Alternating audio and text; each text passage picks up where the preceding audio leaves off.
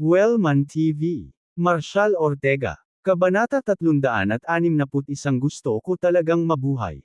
Nakaramdam ng pananabik si Hank nang mapagtanto niyang wala si Marshall sa mga bisita sa handaan. Sa isang bagay. Sa sobrang tuwa, nagsimula siyang umubo ng marahas. Biglang bumigay ang kanyang mga paa, at inikat niya ang kanyang mga mata, tumagilid sa gilid. Lolo, ano pong nangyayari? Ano pong nangyayari sa inyo? Bulalas ni Zachary, nagmamadaling mahuli siya. Bumilis sa takot ang puso ni Alice. Hindi pwedeng mamatay si Lolo dito.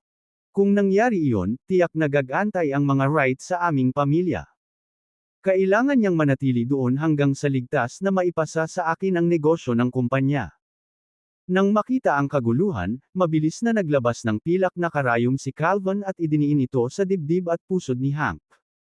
Si Mr. Lumipas ang 5 minuto bago tuluyang nakabawi si Hank. Salamat, Underwood. Salamat.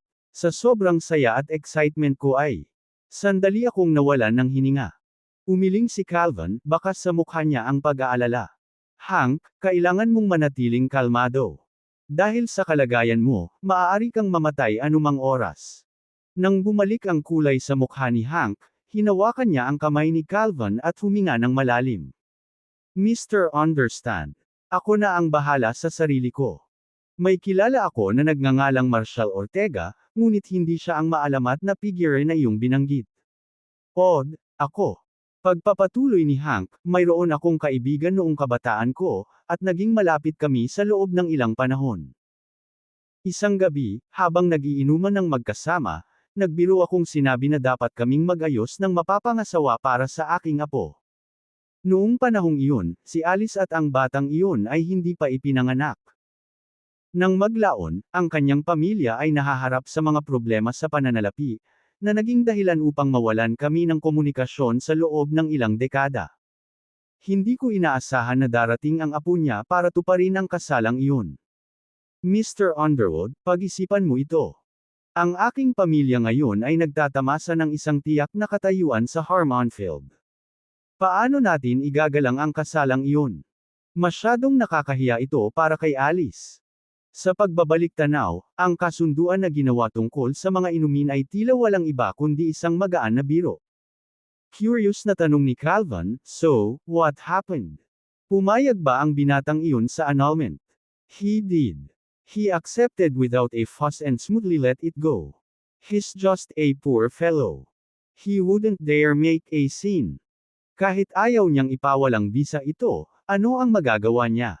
Oh, and by the way, this young man is also named Marshall Ortega, Hank added. Tumawa si Calvin. Ano coincidental Hank, ngayon lang ba ang excitement mo dahil dyan? Akala mo ba si Master Ortega ang binata na nakaayos mo sa kasal? Kung iyon ang kaso, nag-aalala ka ba na si Master Ortega ay maaaring magtanim ng sama ng loob at tumanggi na trituhin ka? Tumawa si Hank at umiling. Even if that were try, I know he will treat Matt. Mr. Underwood, alam mo ba kung bakit?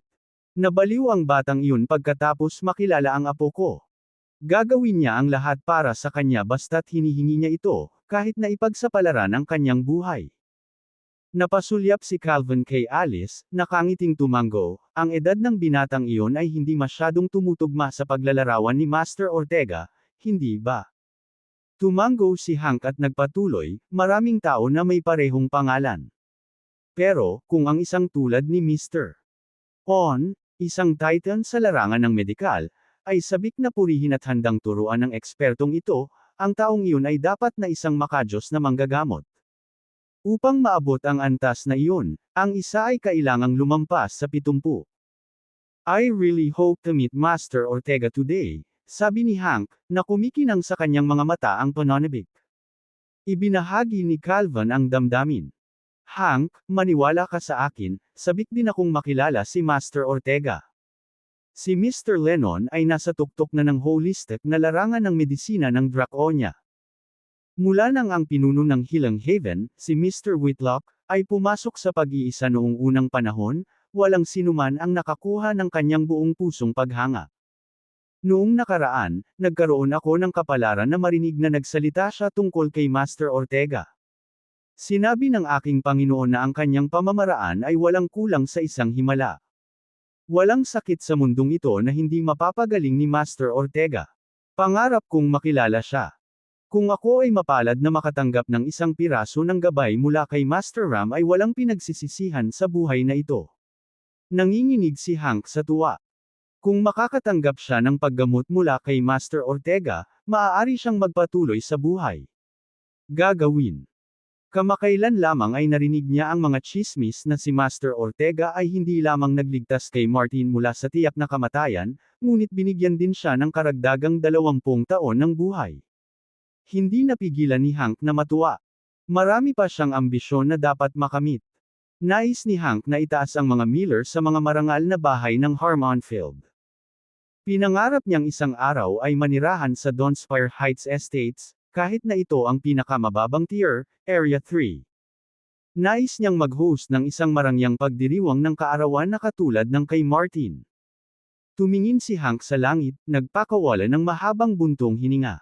Talagang nais kong mabuhay pa ako ng 100 taon. Master Ortega, kailangan kitang mahanap. Sa isang nakakuyom na kamao, same time na nanalangin si Hank sa loob ng kanyang puso. Handa siyang lumuhad sa harap ni Master Ortega, na nag-aalok ng lahat ng mga ari-arian ng mga Miller, kabilang ang kanyang apo, at kahit na itulak si Zachary sa tabi kung kinakailangan, kapalit ng 30 taon pang buhay. Kabanata 362 Masyadong matindi ang pagkahumaling niya sa akin. Mr. Miller Sr. Napakagandang makita kang muli. Mas mukhang malusog ka ngayon. Lumapit si Liam na may magiliw ng ngiti, na nasa gilid ni Mitchell at ng kanyang anak na si Trinity. Agad na inabot ni Hank ang kanyang kamay at bahagyang yumuko, tumugon. Mr. Liam, ikinagagalak kitang makita. Salamat sa iyong mabubuting salita. Sinaman siya ng tingin ni Liam. Mr. Miller Sr.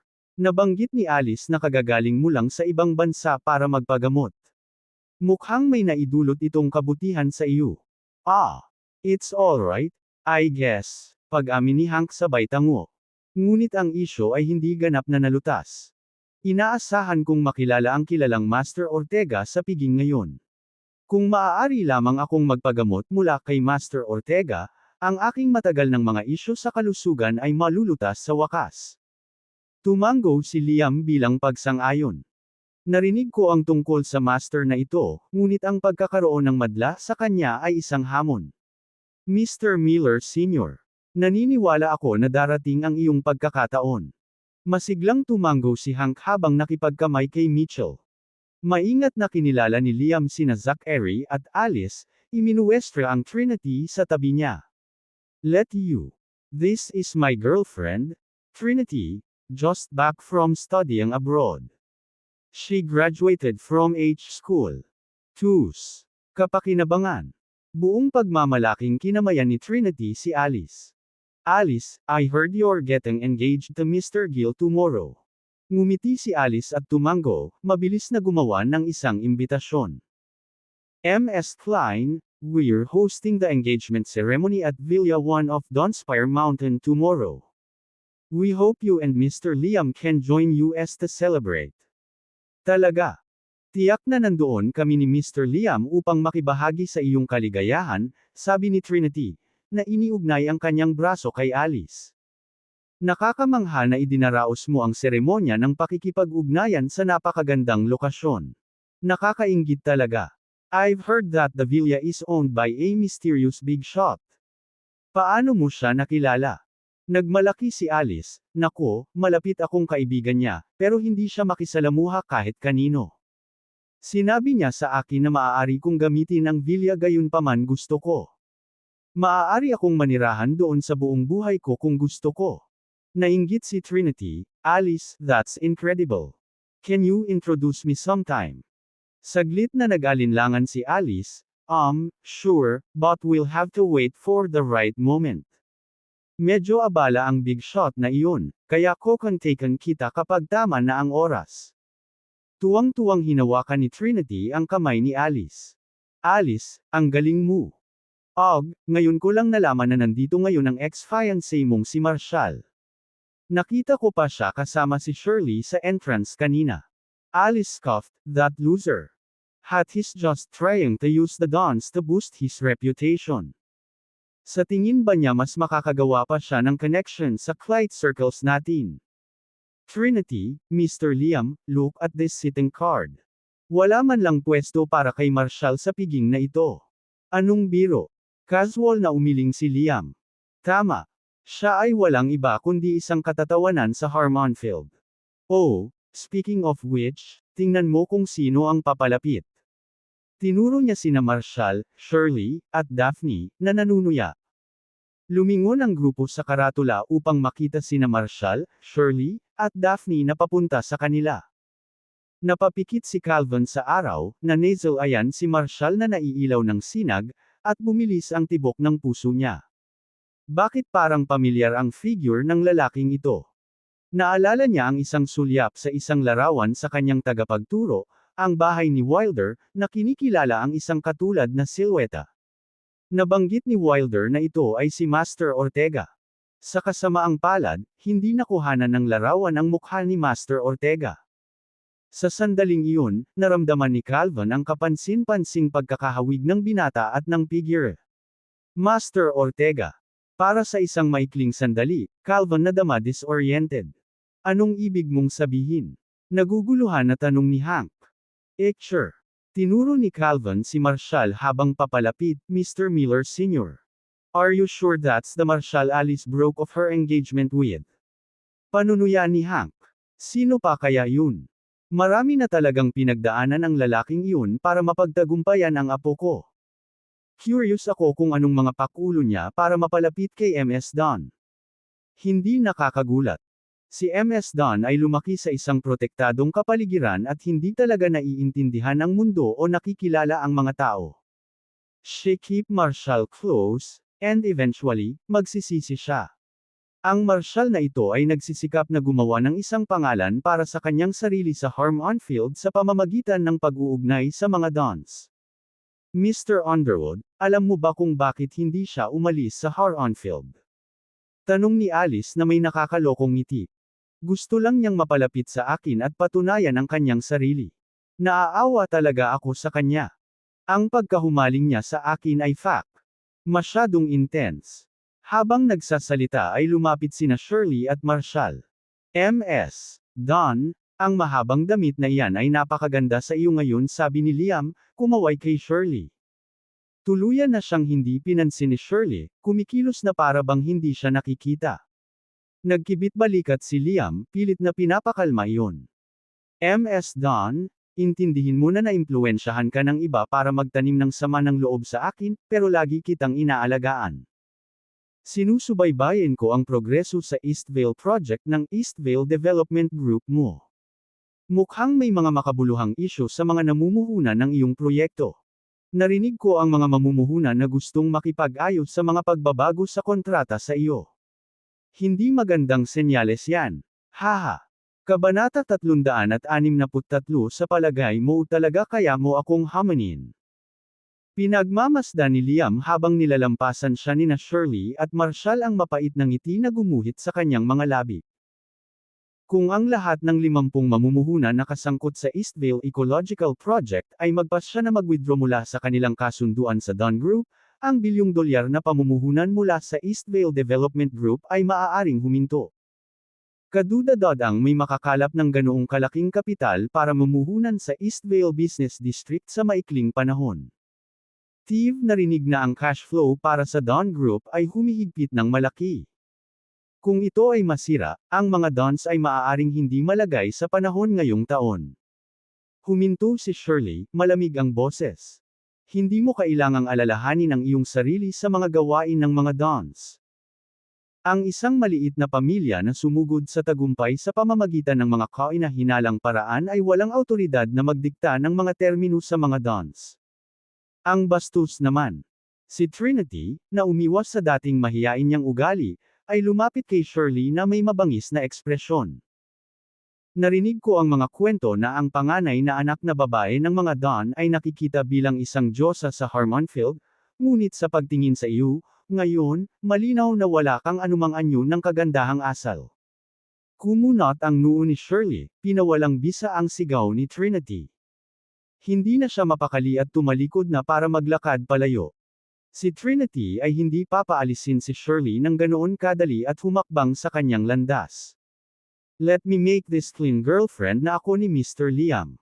Tumawa ng mahina si Liam, allow me to introduce Trinity. She's the daughter of Mitchell, the former second largest shareholder of the Dons. Kababalik lang niya galing sa pag-aaral sa ibang bansa sa Harvard Business School. Pareho kayong alumni, tutal, walang interes si Shirley na ipagpatuloy ang pag-uusap nila ni Liam at sinubukang lumampas sa kanila, kasama si Marshall. Bumalik sa isipan ni Trinity ang nakaraang gabi sa Benzania Barbecue Restaurant, at ang kanyang pagkadismaya ay bumulagta sa ibabaw. Sinisingil niya sina Marshall at Shirley, sumisigaw, tumigil ka nga dyan. Natatakot ka bang makipag-ugnayan sa akin dahil sa tingin mo ay ipapahiya ka ng tauna na ito sa isang lugar na tulad nito? Kahapon, naisip ko na baka may kaugnayan ka sa matataas na lipunan, ngunit ngayon, malinaw na wala ka lang. Habang umuusad ang mga salita ni Trinity, naging malamig ang kapaligiran. Ngumisi ng masama si Marshall. Mukhang hindi mo natutunan ang iyong leksyon sa huling pagkakataon. Bago pa makapag-react si Trinity ay tumama ang kamay ni Marshall sa pisngi niya. B*H, sa tingin mo ba talaga kaya mo akong hamanin? Ang kanyang mga aksyon ay nagdulot ng gulat na paghinga mula sa mga nasa malapit. Siya ba talaga ang nagdudulot ng eksena sa piging ni Old Mr. Wright? Mukhang girlfriend ni Mr. Liam ang babaeng yun. Sino sa tingin niya ang humahampas sa kanya? Nawala sa isang iglap ang ngiti ni Liam. Bagamat kasama niya si Trinity para sa mga pagpapakita, ang pag-atake ni Marshall ay parang isang direktang pag-iwas sa kanya. Humakbang siya, malamig ang boses. Marshall, naniniwala ka ba na maaari kang lumikha ng kaguluhan dito nang hindi nahaharap sa mga kahihinatnan? Tumawa ng mahina si Marshall. Oh, iligtas mo ako sa lecture. Punong-puno ng kulay ang mukha ni Liam dahil sa galit, nanginginig ang daliri habang nakaturo kay Marshall, nahihirapang ipahayag ang kanyang iniisip. Napanatili ni Marshall ang kanyang casual na hangin. Are you implying you want to defend that B*H? Huminga ng malalim si Liam. Ikaw. Napaka-unreasonable mo. Sabihin mo ulit yan at tingnan mo kung hindi ko kayo patampuhin pareho. Napabalikwas si Marshall, na kumikislap sa kanyang mga mata ang saya. Sinulyapan ni Liam si Marshall, na walang pakialam na nagpupunas ng mga kamay gamit ang napkin, ang walang pakialam na ugali nito dahilan para mag-alinlangan si Liam sa kanyang sagot. Nakatagpo na siya ng mga individual na tulad ni Marshall dati. Sinundan nila ang kanilang sariling mga patakaran at walang pagsasaalang-alang sa mga pamantayan ng mataas na lipunan. Maghahadya sila ng suntok sa isang sandali. Matingkad na naalala ni Liam noong in-incapacity ni Marshall ang butcher on the spot. Walang awa ang lalaki. Ayaw ni Liam na makaranas ng kahihiyan sa piging ng mga Wright, na itapon sa buong silid sa harap ng mga piling tao mula sa Brookhaven. Iyon ay hindi mabata. Alright, let's not pursue this topic. We'll see how this plays out. Liam relented and moved to help Trinity up. Tumulo ang luha ni Trinity habang hawak-hawak ang pisngi niya. Dad, he's bullying me. Hindi na napigilan ni Mitchell ang galit. Shirley, alam mong si Marshall ang iyong lapdog. Sampal. Biglang naputol ang sinabi ni Mitchell nang bigla siyang hamampas sa likod ng ulo niya. Matanda, how dare you insult Mr. Ortega? Gusto mo na bang mamatay? Dahil natulala at nakakita ng mga bituin, nagtagal si Mitchell para makabawi. Nang tumangala siya, nagulat siya nang makitang sinaktan siya ni Drake, ang pinuno ng pamilyang Don. Mr. Don Sr. Nauutol na sabi ni Mitchell, nanginginig sa takot. Mr. Don Sr. is not someone of your stature to even address. Si Mitchell, na dating nakayuko sa awtoridad, ay mabilis na ibinaba ang kanyang ulo. Mr. Don Sr. Ako. Bago pa siya makatapos, bigla siyang tumahimik. Diretso ang kanyang poster at inaayos ang isang nanlalamig na tingin kay Drake. Nagpatuloy siya, Drake, hindi na ako bahagi ng Dawn Group. Anong karapatan mo para tretuhin ako ng ganito? Sinampal ulit ni Drake si Mitchell. Hindi ka karapat-dapat magsalita sa harapan ko. Mitchell, binabalaan kita, kung maglakas loob kang lumampas muli, sisiguraduhin kong ikaw at ang mga Klein ay mawawala sa Harmon Field. Huwag mong isipin dahil lang sa binitawan kita sa board meeting noong nakipagsabwatan ka kay Shirley na nanlambot na ako o pumikit dahil umatras ako. Mga hayop. Dare to be reckless in front of me, and I'll tear you apart. Kabanata 364 ngayon, gagawin kitang abo. Mr. Ortega, Mr. Don Sr. And Shirley, I see you're all here. Anunsyo ni Frey habang naglalakad siya papunta sa lobby ng restaurant, nakabihis hindi sa kanyang military attire kundi sa isang makapidjal hiningang gown na kumikinang sa makulay na kulay. She made quite an entrance. Ang mahaba niyang buhok, na kadalasang nakaestilo, ngayon ay malayang damaloy sa kanyang balikat, na nakadagdag sa kanyang pang-akit. Ang sikat ng araw ay bumuhos sa mga bintana, na nagbibigay liwanag sa kanyang kapansin-pansing mga tampok at nagbibigay sa kanya ng isang halos ethereal glow. Siya ang epitome ng kagandahan, na kapagpapaalaala sa isang figure mula sa isang fairy tale. Ang kanyang mga galaw ay kaaya-aya, katulad ng isang nagulat na sisni o isang mapaglarong dragon na sumasayaw sa hangin. Sa kagandahang katapat ng mga autumn chrysanthemum at spring pine, bonihag niya ang lahat sa paligid niya. Siya ay lumutang na parang mesla na ulap na tumatakip sa buwan o isang malambot na simoy ng hangin na mapaglarong nagpapadala ng mga snowflake sa isang ipo. Ang nakamamanghang tanawin na ito ay agad na nakakuha ng atensyon ng maraming kilalang bisita. Kaninong anak siya? Hindi ako naniniwala na nakita ko siya dati. Seryoso. Siya ang matandang apo ni Mr. Wright, anak ni Mr. Henry Frail. Si Ms. Wright ay isang koronel sa hukbo, isang tunay na pangunahing tauhang babae sa Special Operations Military Region. Wow, she really lives a glamorous life. Habang papalapit siya, si Freya ay parang isang mapagmataas na pabo reel, na nag-uudyok ng inggit sa mga nanunood. Unti-unting napigilan ni Drake ang kaninang galit at tinuro si Mitchell. Magwala ka. Naunawaan ni Mitchell ang bigat ng sitwasyon. Ayaw niyang ma-provoke ang mga Wright, lalo na pagkatapos ng kanyang kamakailang pagkakahanay kay Liam. Nakilala niya na ang impluwensya ni Liam ay namutla kung ihahambing sa kapangyarihan ng mga Wright. Lumapit si Freya kay Shirley. Halika, Shirley, Marshall, Mr. Don Sr. Hinihintay ka ng lolo ko sa itaas. Sinundan ni na Shirley, Marshall, at Drake si Freya sa lobby ng hotel, habang ang mga tao ay nanunood ng may inggit. Ang personal na inanyayahan ng anak na babae ng Wright ay isang napakalaking karangalan. Marami ang nagtanong kung bakit ang mga Don ay nakatanggap ng ganoong kanais-nais na pagtrato mula sa mga Wright, tulad ng mas malalaking pamilya. Si Brookhaven ay hindi nakaranas ng gayong mga pribilehiyo. Anong karapatan ni Drake para mabahala ang atensyong ito? Kumalat ang espekulasyon sa karamihan, na karamihan ay naghihinuhan na ito ay may kinalaman sa malapit na pagkakaibigan. Sa pagitan ni na Shirley at Freya. Nang makarating si Freya at ang kanyang grupo sa pasukan, sumugod si Alice. Tinuro niya si Marshall. Ms. Wright, wala siya sa guest list. Hindi siya makakapasok. Natahimik ang lobby nang ang lahat ay napalingon kay Alice. Dahan-daang hinarap ni Freya si Alice, kumikinang ang kanyang mga mata sa nagyayelong iritasyon. Kailangan ko ba ng approval mo para imbitahan ang mga bisita ko? Hindi naman, Ms. Wright. Mabilis na binago ni Alice ang kanyang tono, sabik na masiyahan.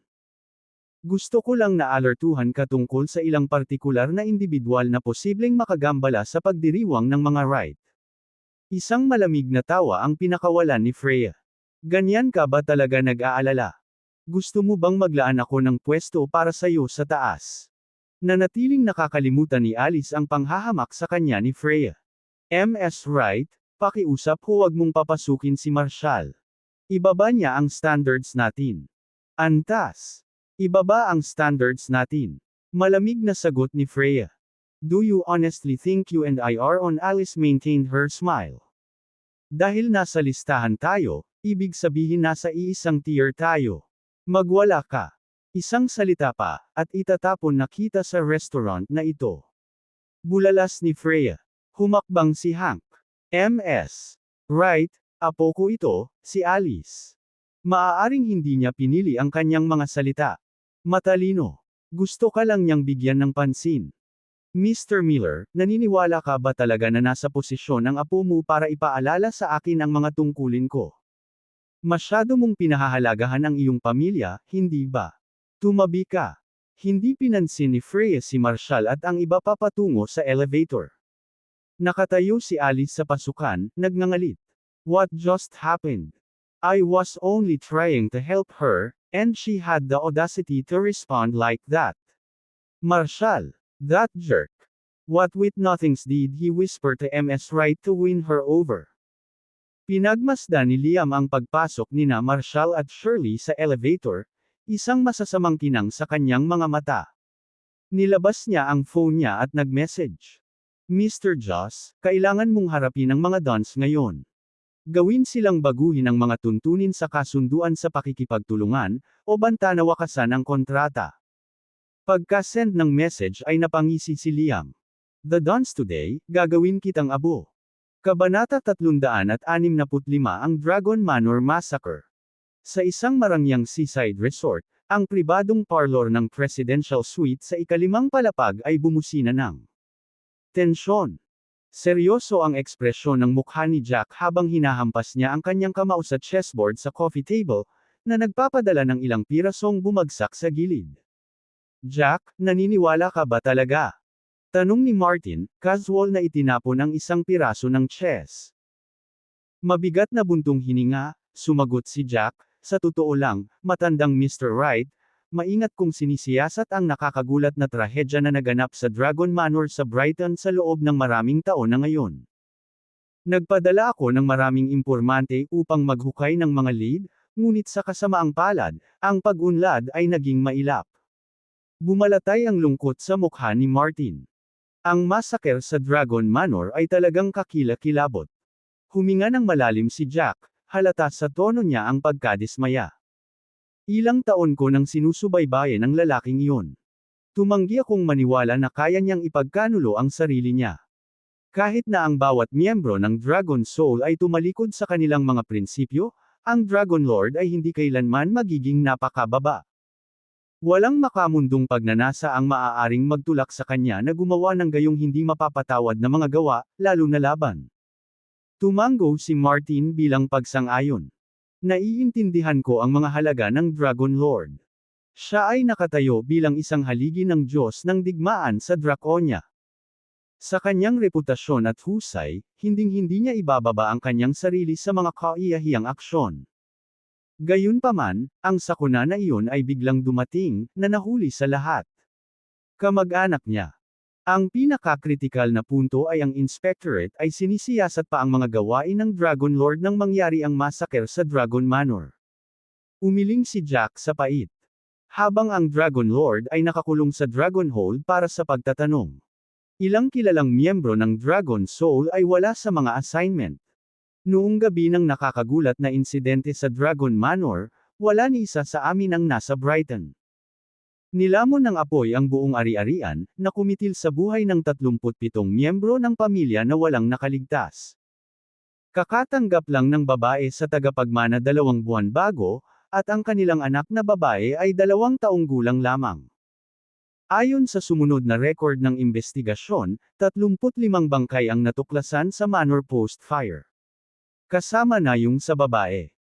Kapansin-pansin, sa kabila ng masusing paghahanap na isinagawa ng Inspectorate, hindi nila mahanap ang mga bangkay ng 2 bata saan man sa lugar.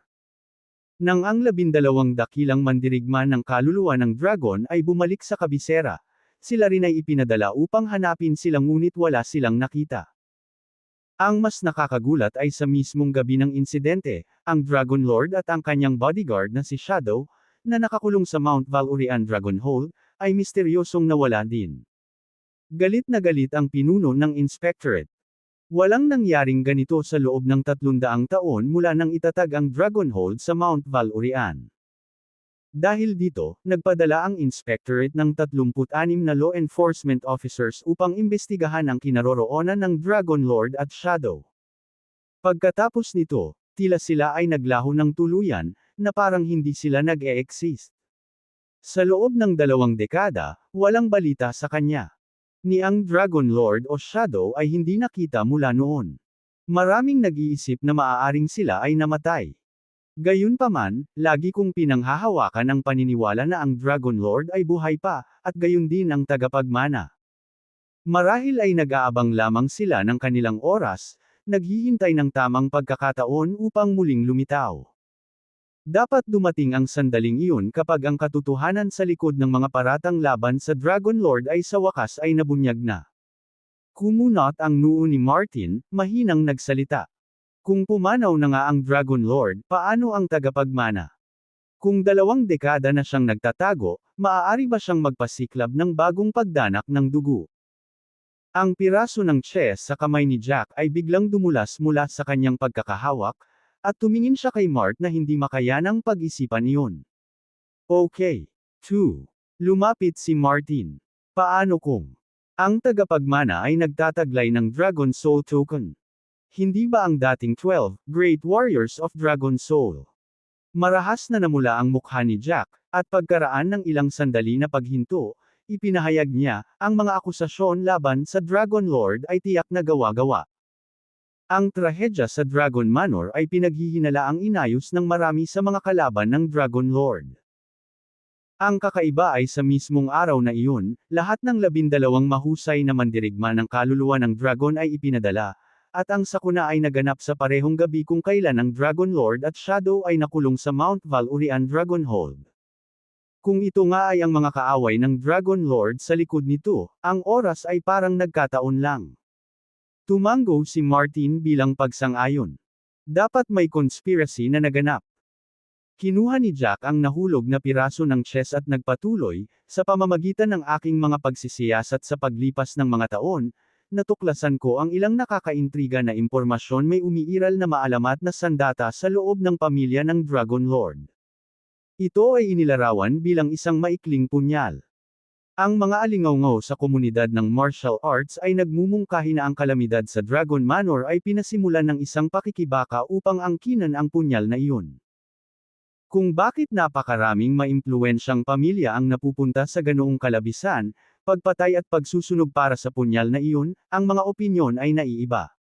Gayunpaman, walang makapagbibigay ng malinaw na paglalarawan ng hitsura nito.